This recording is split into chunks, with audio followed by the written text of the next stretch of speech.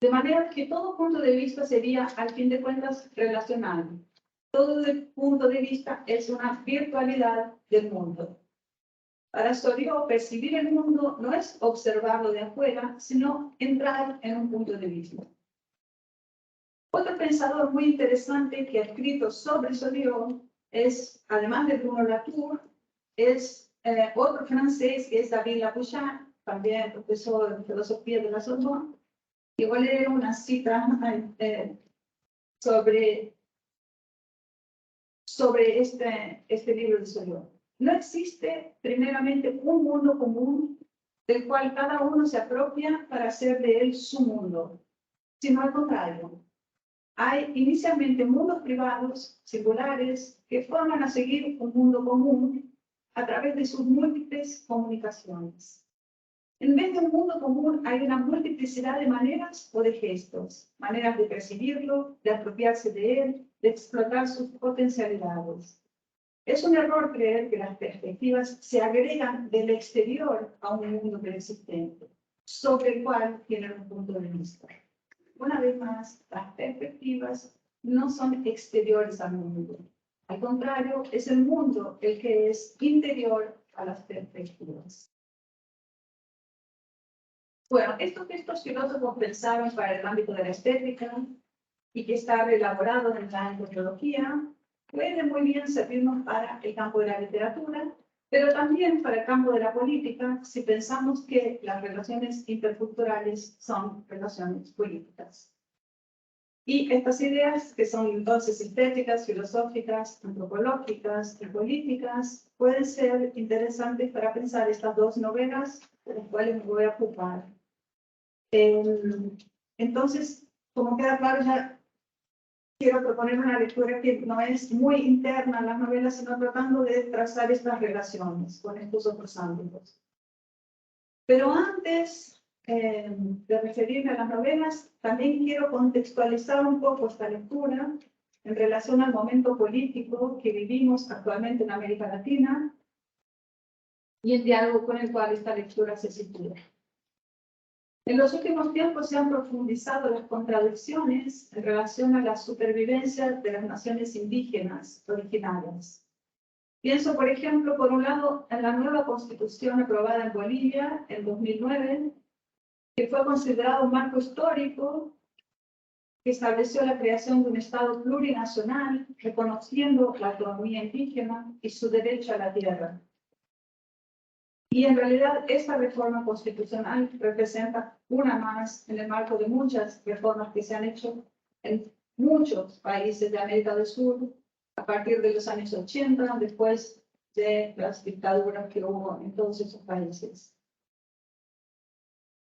O sea que la cuestión indígena está un poco en el centro de las discusiones, inclusive muy actuales, sobre la identidad nacional, que están muy lejos de ser discusiones anacrónicas, como pretendía el discurso de la globalización. Pero sabemos que estos marcos constitucionales no son garantías absolutas y estos conflictos en torno de la tierra continúan siendo muy presentes en todos estos países.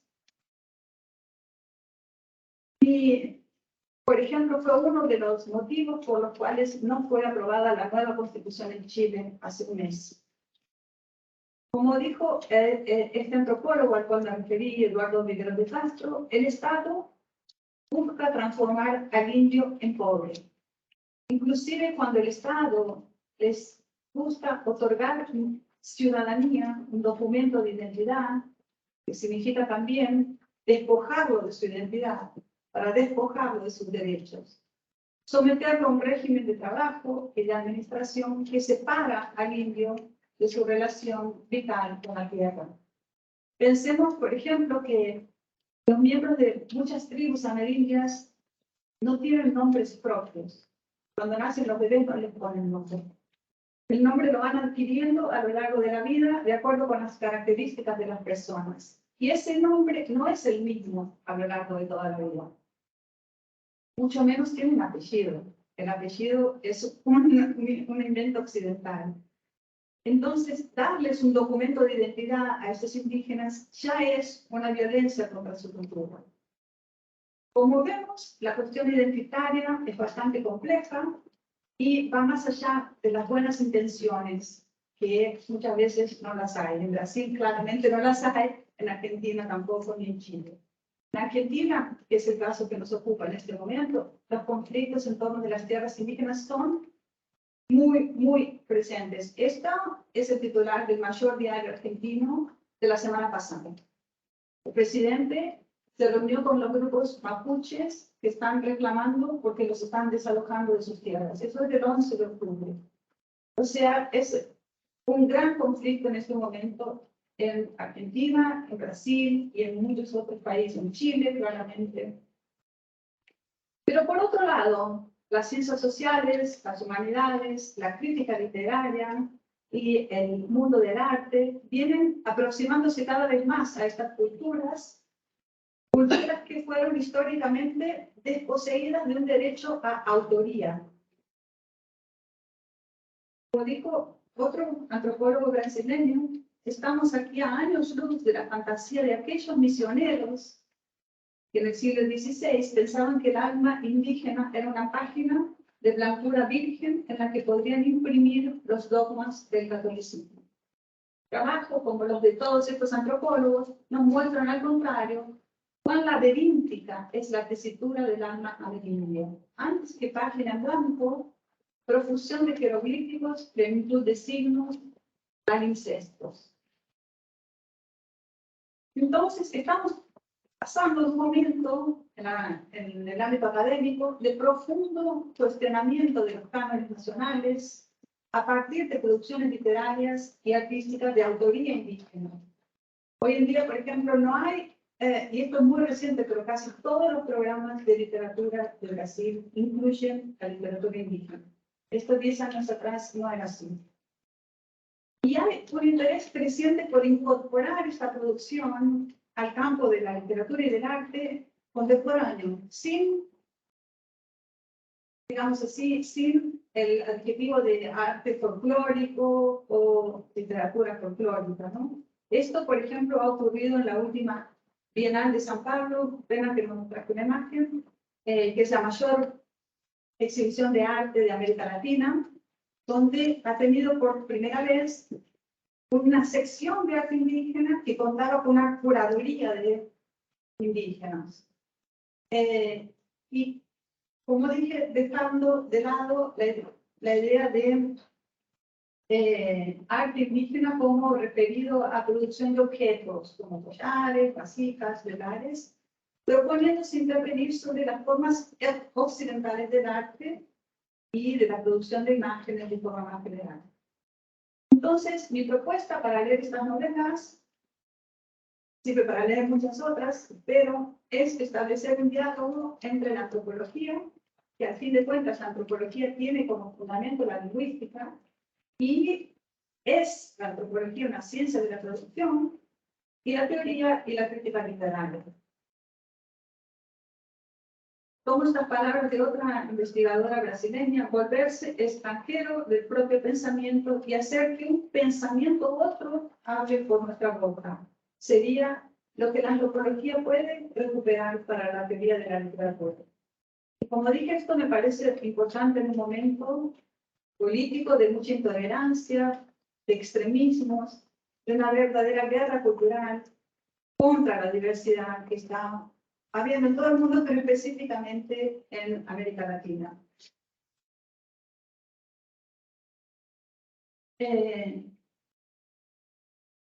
Pensando ahora más directamente en las novelas, en el arte y en la literatura, se han reactualizado tensiones que podemos rastrear a lo largo de toda la historia de América Latina, o sea, tensiones entre una cultura urbana y letrada y las culturas tradicionales originarias del continente.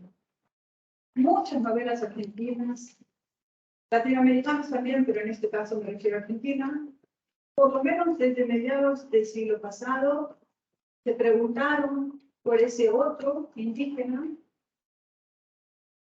que evidentemente era una pregunta central en el siglo XIX, y en lo que podemos considerar la fundación de una literatura nacional, De manera que está en las novelas más actuales, siempre está referencia al siglo XIX, aunque sea de manera implícita, pero en algunos casos es explícita esta relación.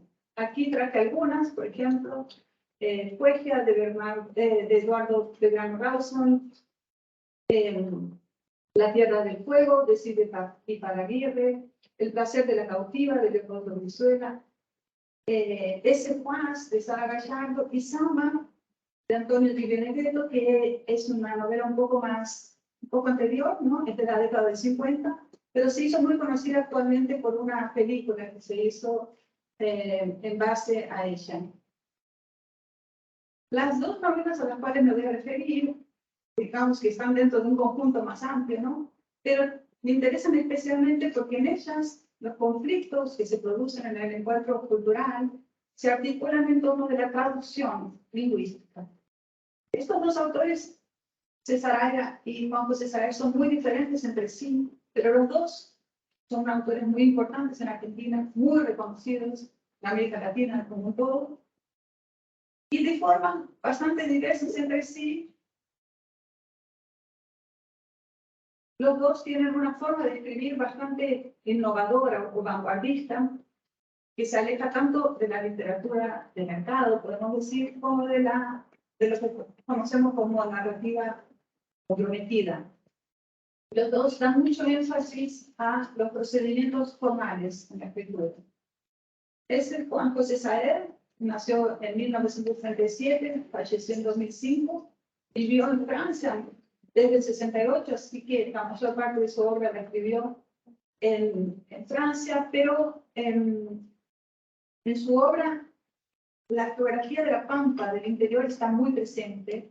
Inclusive construyó un espacio que vuelve en muchas novelas, que es un espacio del interior, pero que está de alguna forma desprovincializado. O sea, no busca un regionalismo, sino, como dije, que a través de los procedimientos formales se dialoga más con las literaturas de vanguardia.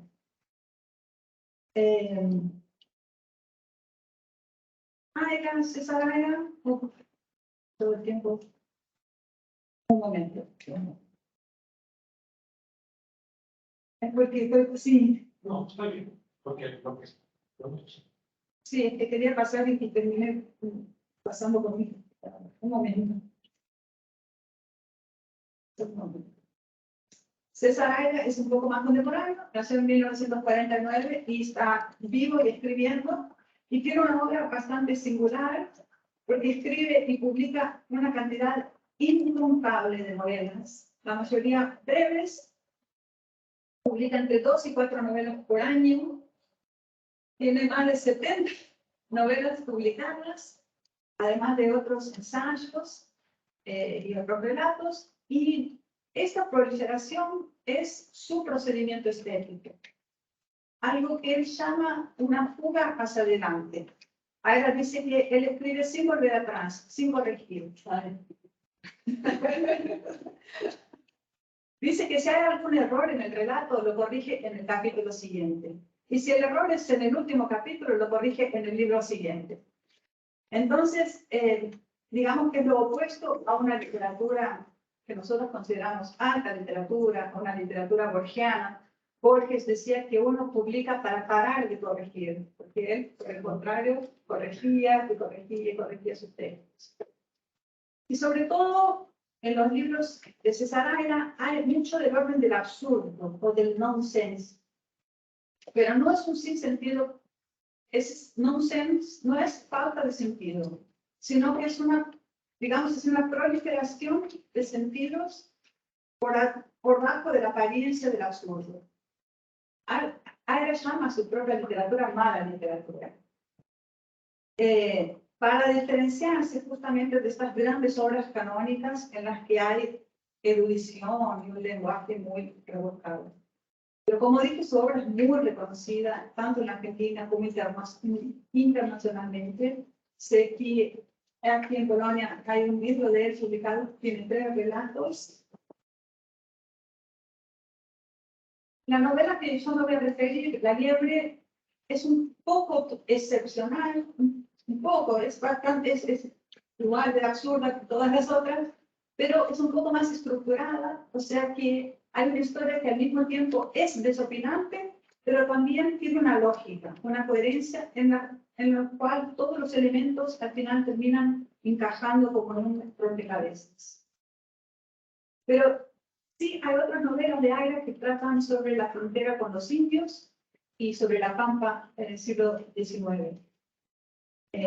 Bueno, Moreira, todas son sus primeras novelas, sobre todo Moreira, que es del 75, que habla de un personaje mítico, que es un gaucho argentino. Emma la cautiva, que reescribe La cautiva de Esteban Echeverría, que es una obra clásica del siglo XIX en Argentina. O sea que vuelve mucho sobre la propia literatura, pero reescribiéndola en términos de absurdo. Tampoco tienen, como dije antes, nada que ver con la literatura de Saer, de Juan José Saer. Pero hay elementos que tienen en común estas dos novelas. Uno es lo que yo mencionaba hace poco, que ambas reescriben, o por lo menos nos remiten a textos no ficcionales del siglo XIX, el de Aira, y XVII, el de... Perdón. Sí, y XVII, el Entenado. Estos textos no ficcionales que narran ese encuentro del blanco, del colonizador con el indio, a partir de relaciones obviamente asimétricas de poder que producen, nosotros podríamos decir, una violencia interpretativa del otro, muy pautada, sobre todo en Argentina, por la dicotomía entre civilización y barbarie. Ellos remiten a estos textos, pero haciendo una crítica de esta división. Me refiero específicamente al relato de viajeros europeos que van a América del Sur por razones científicas, son geógrafos, biólogos, y que han participado del mapeamiento de la identidad indígena. Estos relatos están como en el corazón del imaginario de la construcción del Estado nacional y también de la literatura nacional. Y estas novelas no simplemente invierten la dicotomía civilización y barbarie, sino que van más allá. Esta inversión de quién es el civilizado y quién es el bárbaro ya la había hecho Montaigne en un capítulo de sus ensayos que se llama Sobre los caníbales. No voy a extenderme sobre eso, pero sí decir que lo que hacen estas novelas no es esa inversión, sino que estas dicotomías quedan desarmadas. O sea que sus términos se vuelven inestables. Las fronteras entre un lado y el otro lado se desdibujan y las identidades dejan de ser fijas para volverse territorios móviles y escurridizos. Por otro lado, mi idea es que estas dos novelas anticipan algunas de las conclusiones de la antropología amerindia contemporánea, del perspectivismo, del cual hablé al inicio. Y ahora voy a volver para ampliar un poco esto de qué es el perspectivismo para poder después mostrarlo en las novelas. ¿Bien? ¿Bien? En las últimas décadas, entonces, esta antropología perspectivista es bastante reciente. La antropología pasa a entender el pensamiento indígena como una filosofía que va a poner en juego nuestros conceptos occidentales, en jaque, digamos así. O sea, los pueblos amerindios dejan de ser objetos de conocimiento de la ciencia occidental, como era para la antropología, que entendía que la teoría era de Occidente y la cultura era de los pueblos originarios. El perspectivismo no, pasa a percibir a los grupos indígenas como sujetos, como autores de teorías, y sobre todo de teorías que desbaratan los términos sobre los cuales se fundamenta nuestra ciencia occidental. Sobre todo una división que es fundante en las ciencias humanas y en las ciencias naturales, que es la división entre naturaleza y cultura. Y a partir de ahí, toda una serie de dicotomías que son pilares del pensamiento occidental quedan desconstruidas. En el pensamiento amerindio, las categorías de naturaleza y cultura no son regiones del ser, digamos así, no son divisiones estables, sino que son perspectivas móviles o puntos de vista, recordando lo que decía al principio sobre el punto de vista.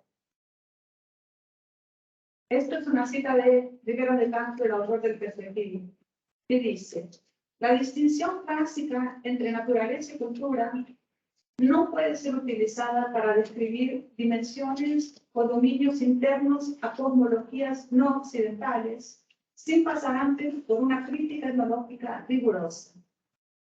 Tal crítica, en el caso presente, exige la disociación y redistribución de los predicados consumidos en las dos series paradigmáticas que tradicionalmente se ponen bajo los rótulos de naturaleza y cultura: universal y particular, objetivo y subjetivo, físico y moral, hecho e interpretación, dado y construido, necesidad y espontaneidad, inmanencia y trascendencia, cuerpo y espíritu, animalidad y humanidad, entre tantos otros.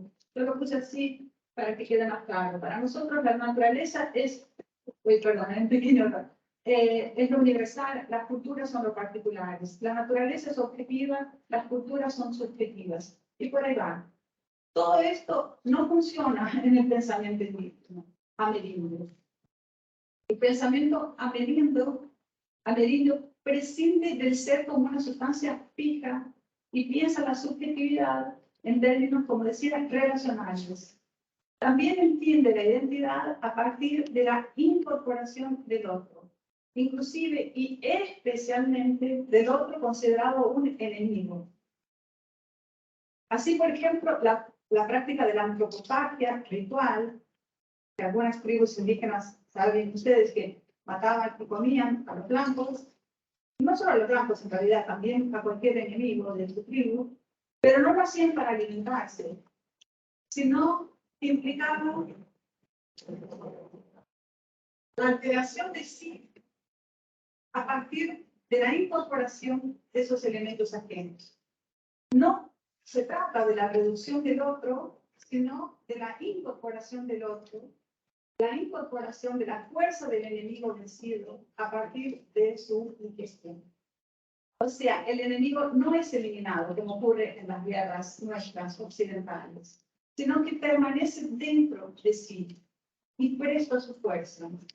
En Brasil, la antropofagia fue transformada en un concepto clave de la cultura nacional, que, buscando una descolonización cultural, buscó una originalidad y una separación respecto, especialmente de la cultura de Portugal, ¿no? Pero de la francesa y de la cultura europea de forma general. La antropofagia entonces fue colocada como metáfora, claro, ¿no? Como modelo cultural en la literatura, en el arte, en la música, en Brasil, a partir sobre todo de las vanguardias. O sea, la idea era incorporar y reelaborar los elementos extranjeros, los elementos europeos, pero también norteamericanos, en el caso de la música, por ejemplo, a partir de un punto de vista local. Y además, la antropofagia también ha sido pensada como metáfora de la operación traductoria, de la traducción. O sea, como un acto de la traducción, como un acto de apropiación entre el devorado y el devorador, entre el texto original y su traducción. Para las culturas amerindias se trata de capturar la perspectiva del otro. Y ese otro puede ser tanto un occidental como un animal, por ejemplo. Entonces, hay otras formas menos violentas, digamos, de incorporar este otro, como es el chamanismo. El chamán indígena, o sea, sí, chamán se entiende esa palabra, ¿sí? No tengo un sinónimo, la verdad. Claro, es un chamán. A partir de la ingestión o de la inhalación de plantas alucinógenas, asume el punto de vista de un animal, por ejemplo, de un leopardo que es un predador del ser humano, o el punto de vista de un ancestral, o el punto de vista, o sea, el punto de vista de los espíritus. Pero también hay relatos como este, que es un libro muy famoso que se ha publicado hace pocos años en Brasil, pero que fue escrito originalmente en francés, La caída del cielo, una colaboración entre un chamán Yanomami, David Copenhague, y un antropólogo francés, Isabel, en que la transformación que se relata, además de esta transformación en animales, en espíritus, es en blancos, adoptando sus vestimentas, su religión, cambiando de nombre, pero esta conversión, así como las otras, tampoco es definitiva, sino que es un permanente ir y volver de una cultura a la otra. O sea que a pesar de nuestras ideas occidentales sobre lo que son las culturas amerindias, no hay elementos constantes en estas culturas, en estas identidades, sino que lo único constante es la transformación y el devenir. Entonces yo decía que estas dos novelas de alguna forma anticipan las premisas del perspectivismo, de lo que más o menos intenté explicar aquí, porque las dos se caracterizan por una desconfianza en la capacidad del lenguaje occidental, castellano en este caso, de su poder de representar esas culturas amerindias, y por otro lado, por una desconstrucción de la noción de esencia de las identidades. Son novelas que abandonan la visión del otro como una identidad estable y que performan una transición epistemológica, adquiere una experiencia de interacción con el otro que ya no puede construir una visión objetiva sobre ese otro. Al contrario, como resultado de ese esfuerzo por la comprensión de la lengua y de la cultura del otro, los protagonistas de estas dos novelas se transforman en otros. Ahora sí voy a finalmente hablar de La Liebre, para empezar. Bueno, como dije, La Liebre es una de las primeras novelas de César Aira. Su protagonista es Clark, un personaje que es ficcional, pero que es un naturalista inglés que sería cuñado de Darwin. Y narra el viaje por la pampa en un caballo que le presta Juan Manuel de Rosas, que es uno de los políticos más importantes del siglo XIX en Argentina, que entre otras cosas coordinó parte de lo que se conoció como una campaña al desierto, que fue una campaña militar para conquistar las tierras de los indígenas. Y inclusive Rosas había recibido a Darwin, no a su sobrino, que no existe, pero sí a Darwin. Clark, que es este sobrino ficcional de Darwin, va a buscar un ejemplar raro, que es una liebre legibreriana, un animal que también es ficcional. Pero encontrar este animal le ayudaría a probar la teoría de la evolución de las especies de Darwin. Por supuesto que no la encuentra, pero lo que ocurre en la novela es que lo que va a encontrar es un giro total en lo que él creía su identidad a partir de los encuentros con los indios. Bueno, hay una serie de personajes históricos del siglo XIX en la novela, pero estos elementos se inscriben en situaciones que son ficticias y que son, como dije antes, del orden del absurdo o inverosímiles. Y hay también una especie de exotismo exagerado. Por ejemplo, los indios tienen costumbres muy refinadas, le sirven té al inglés, juegan un deporte parecido al polo y tienen muchos elementos que los hace parecer más a los ingleses que a lo que nosotros pensamos que son los ingleses. Aira habla de un exotismo invertido, como si fuera un telescopio invertido, que nos permitiría, por ejemplo, leer novelas como las de Jane Austen, como si fueran, dice, una agradable etnografía de aquellas tribus exóticas que son los ingleses. Lo que Aira entonces practica es un exotismo invertido, pero no en ese sentido de exotizar lo propio, sino de invertirlo, porque el exotismo que produce estereotipos, él los desconstruye. Todos estos elementos insólitos de la novela se inscriben en un lenguaje realista. Por eso tampoco podrían ser considerados fantásticos. Los episodios que ocurren, que son muy irreales, por ejemplo, un momento en que una liebre alza vuelo, se revelan al final como problemas lingüísticos, problemas de traducción. Entonces yo decía, esta persona que va a buscar ese ejemplar exótico de la liebre, y la liebre es un animal típico de la pampa argentina, pero esta liebre, este tipo de liebre que él busca no existe, es un animal ficcional, pero tampoco existe en la ficción, porque al final él se da cuenta que lo que él buscaba, pensando que era un animal, era en realidad una marca de familia, un tatuaje que estaba en el cuerpo de algunos personajes y permitía reconocer ciertas familias, ciertos linajes, del cual se descubre que hace parte. Entonces, la novela, como dije, podría pensarse como una reescritura de algunos textos del siglo XIX sobre las fronteras con los indios. Por ejemplo, Una excursión a los indios Ranqueles, que es un libro muy famoso en Argentina, de Lucio Mansilla, y bueno, voy a mencionar Cafulcurá y la dinastía de los Fieras. Cafulcurá, que es el cacique de la novela, es un cacique que existió realmente también.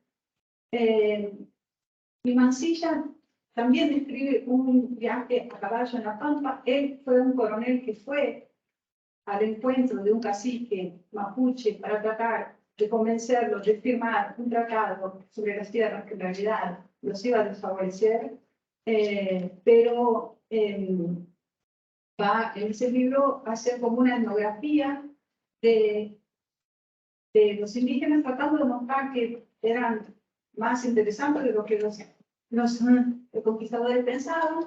Pero en ese libro hay una serie de errores etnográficos que no importa ahora, pero que de alguna forma están aludidos en la novela de Aira. Lo que hace Aira es una referencia muy irónica, no está para nada explícita la referencia, pero hay una ironía porque, como dije, él va a desmontar estas dicotomías. El naturalista Clark de la novela busca probar la teoría de la evolución de las especies, pero lo que descubre es que su identidad es la que está en permanente evolución. Y al final él descubre que él mismo era un hijo de Cafulcurá, el principal cacique mapuche del siglo XIX. Como dije, que es el que está el protagonista del otro libro, que no es un libro de ficción. Y durante toda la novela hay una reflexión muy fuerte sobre el lenguaje. Esta cita es un poco larga, tal vez voy a leer solo una parte, porque el narrador permanentemente va reflexionando sobre los problemas del lenguaje. Y dice, los 10 idiomas de la familia mapuche en los que Clark se había iniciado una década y media atrás, se lee, ¿sí? Se distinguían del resto de los idiomas del mundo, entre otras cosas, por esa tan notable. Eran lenguas corteses con los extranjeros, y no por deliberación de sus hablantes, sino por su misma estructura, al menos la elocutiva. Cuando alguien aprende un idioma que no es el suyo, es inevitable que cometa toda clase de errores, incluso después de un largo estudio y una práctica asidua. En cuanto a los hablantes nativos, también cometen errores, pero que no son tales, sino las deformaciones naturales que un prolongado uso automático impone insensiblemente a un sistema delicado. Pues bien, estas dos clases de errores coincidían en las lenguas mapuches, por lo que, aventurándose en cualquiera de ellas, nadie parecía lo mismo. Que los demás entendieran era otra cosa. Bueno, y ahí es que no quiero extenderlo mucho porque estoy viendo ya que pasó mucho tiempo, pero sí. ¿Sí no? Esa otra cosa también constituye una curiosidad interesante, esa otra cosa. Los errores, las veleidades, las estilizaciones del discurso aparecían de forma inmediata como una manifestación del arte. El arte, según las culturas y las épocas, puede entenderse de distintas maneras, pero en todas ellas tienen algo en común. El arte, la cosa arte, es lo que no exige ser entendido, por ser una pura acción cuyo sentido es objeto de lecciones modales. El arte no tiene que ser entendido, ¿no? Las formalidades, las traducciones intrínsecas eran el corazón mismo de las lenguas mapuches. Por eso ellos tenían un viejo proverbio sapiencial en el que se encerraba la clave de todas sus políticas. Limítense a hablar. Ponerse discos, mirar el suelo, era solo una parte de su entendimiento. Lo otro no ponían las palabras. Bueno, Leí esto porque es una reflexión sobre el malentendido y cómo el malentendido es intrínseco a la literatura o al arte. Entonces, ese viaje a la frontera es un pasaje de una traducción también que se da entre la oralidad y la escritura, que es como un famoso pensador francés, Michel de Certeau, define la etnografía, pasaje de la fábula salvaje al universo de sentido y de la escritura. Entonces, cuando ya Clark llega al desierto, lo primero que hace es encontrarse con este cacique Capulcurá, que como dije es un personaje histórico, y van a tener este diálogo. El cacique dice, los viajeros vienen al desierto a imponer alguna especie de ley, ¿cierto? Clark abrió los brazos cautelosamente y mostró las palmas de las manos. Llevada a tal grado de generalidad, la idea era irrefutable. La palabra del cacique, que podía oír 15 días después de salir de Buenos Aires, tenía una modalidad afeminada. A primera vista, por lo menos, era una impresión, como tantas otras que se desvanecía con el acostumbramiento, una incertidumbre, algo impreciso que a su vez no era fácil de localizar con precisión. Eso hacía tanto más improbable hallarse de acuerdo con él sobre un punto determinado. Una ley silópacultural es la que proviene del legislador. La otra es la que ya está en la naturaleza y que se llama ley solo por extensión. O viceversa, se atrevió a sugerir el extranjero, que sabía que la palabra mapuche para ley significaba otras muchísimas cosas. Entre ellas, sin ir más lejos, atreverse, sugerir, extranjero, saber, palabra y mapuche. Por supuesto que hay mucha ironía en este pasaje, como en toda la novela, primero porque el narrador dice mucho sin decir nada, el cacique, uno no espera que tenga ese tipo de lenguaje y de interrogación, y además porque cuando él le dice a Clark que los viajeros van a imponer una cierta ley, es lo que estábamos hablando de la campaña del desierto, también puede ser leído como de otras varias maneras, porque, claro, el imperio de la ley es el imperio del Estado, y es la ley del colonizador, pero también recordemos que las leyes de Darwin, de la teoría de evolución, fueron transportadas a lo sociológico como forma de mostrar la supuesta superioridad racial del hombre blanco. Y aquí el cacique dice que es al contrario, la ley está en la naturaleza, la ley viene del legislador y solo por extensión se usa en la naturaleza. Pero lo que más me importa es que lo que, al contrario de lo que uno podría esperarse de la traducción, de ser un mecanismo de inteligibilidad, un pasaje que impone la ley de sentido, como decíamos, es una forma de interdicción de los sentidos. O sea, la diferencia se profundiza. En este trecho, entonces, que cité, las palabras con las cuales las palabras en que en la traducción del narrador se pueden atribuir a la palabra ley son las mismas con las cuales el narrador construye sintácticamente la frase. O sea, que el discurso del extranjero, en su tentativa de traducir al otro, se dobla sobre sí mismo y se vuelve tautológico. Después, el trecho siguiente que sigue, este diálogo muy interesante y es muy divertido porque el cacique se pone a discutir la teoría darwinista con Clark. Y lo que el lector va descubriendo a lo largo de la novela, más allá de los enredos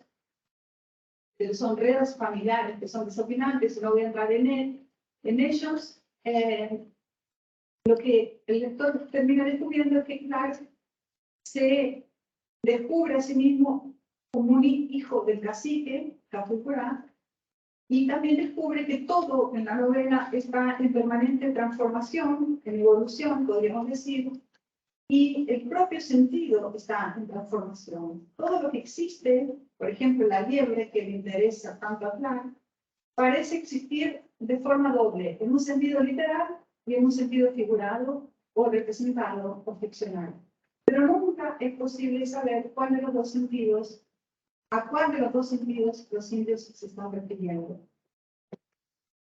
En el caso del entenado, también se trata un texto diferente en la narrativa de Saez, perdón.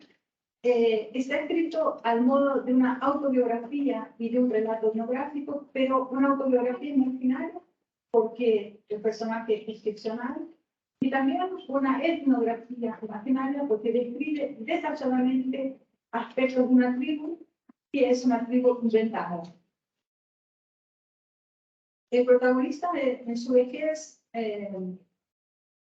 un hombre que vivió en América del Sur y de regreso a Europa, narra su experiencia ocurrida 60 años atrás cuando vivió junto a los indios Colastinés, que es esta tribu inventada, al haber sido capturado por la tribu. Los Colastinés son una tribu que sale una vez por año en sus canoas a cazar a otras tribus para poder devorar carne humana. El narrador, que es un huérfano, si se embarca como adolescente como aprendiz de marinero en una expedición española que lleva a descubrir el mar dulce, como le llaman al Río de la Plata, porque es un río que es tan ancho que parece un mar.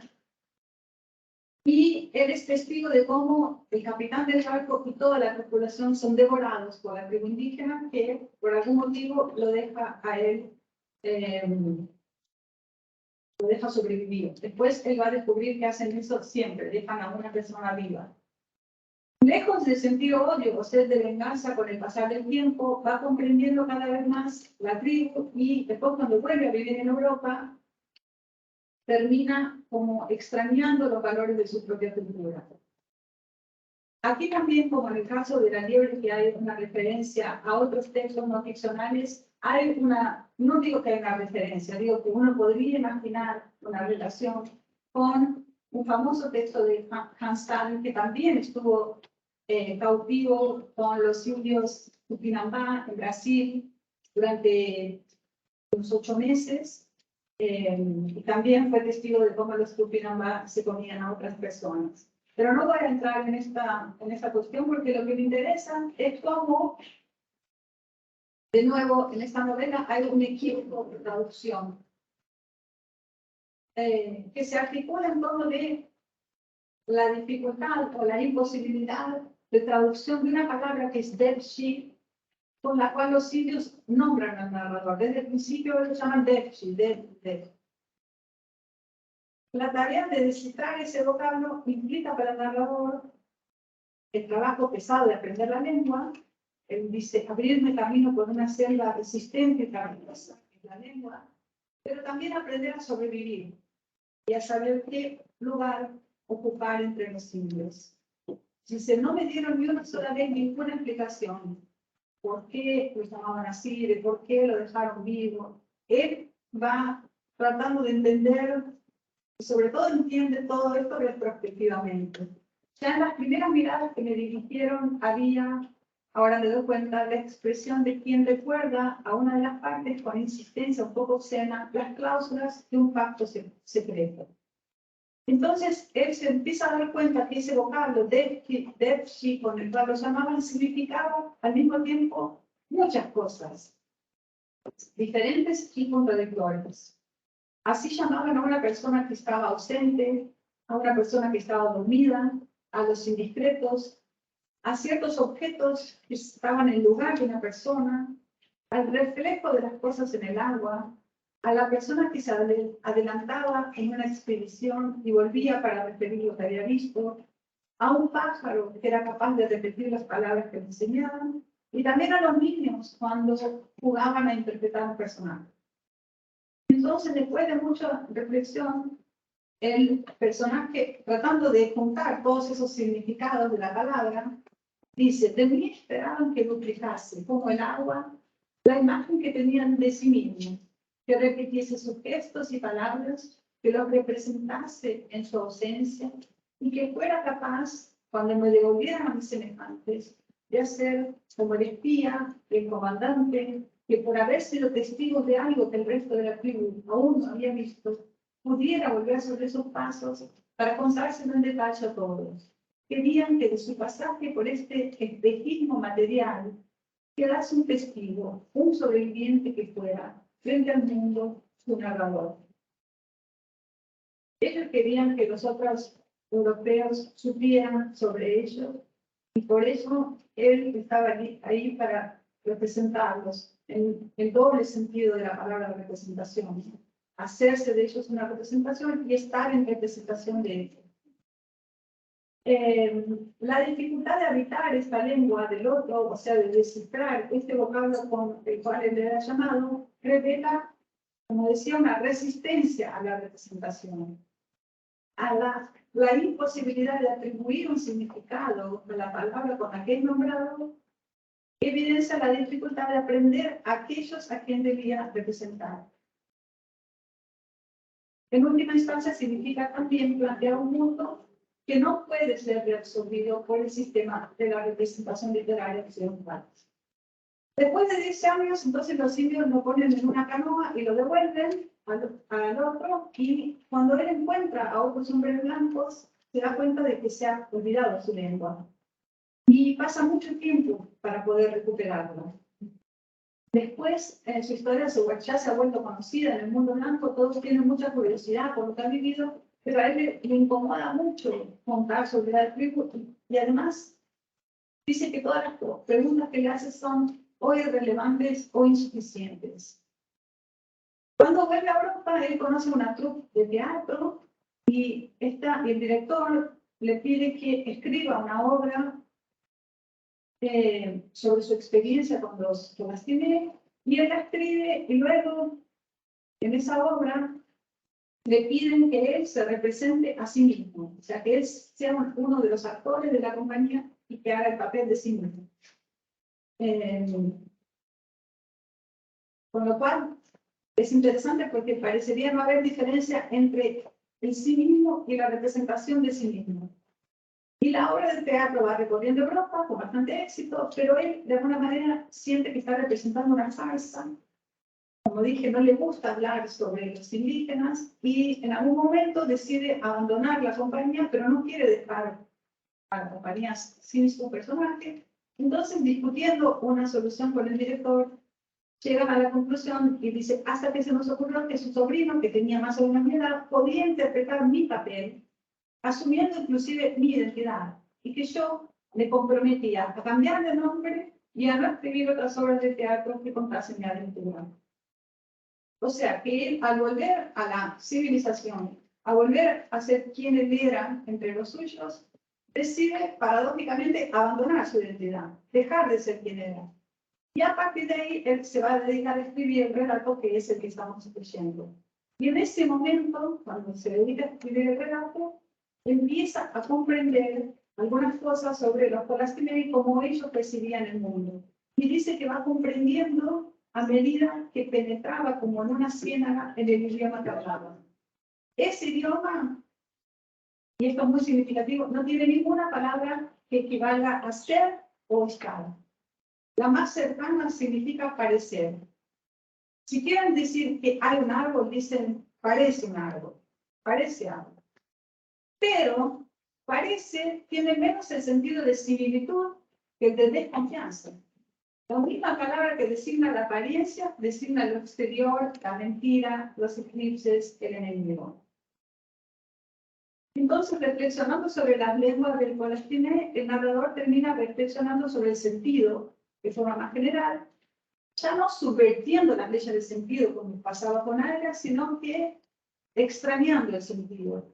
Y también tiene la impresión de que lo verdadero está ausente tanto de la representación teatral, ¿no?, que es una ficción, que es un parecer, digamos, pero también de la propia realidad de nuestras vidas. Esa cita la voy a saltear, pero dice, esta impresión de que la realidad está ausente de nuestras vidas, que la verdad está, lo verdadero, esa impresión que todos tenemos alguna vez, es, aunque intensa, pasajera y no nos penetra hasta confundirnos, perdón. Es un error. Y nos penetra, ese no está sobrando, y nos penetra hasta confundirse con nuestras vidas. Un día, cuando menos nos lo esperábamos, nos asalta súbita durante unos minutos. Las cosas conocidas se muestran independientes de nosotros, inertes y remotas a pesar de su proximidad. una palabra cualquiera, la más común que empleamos muchas veces por día, empieza a sonar extraña, se despega de su sentido y se vuelve ruido puro. Bueno, aquí casi estoy ya terminando.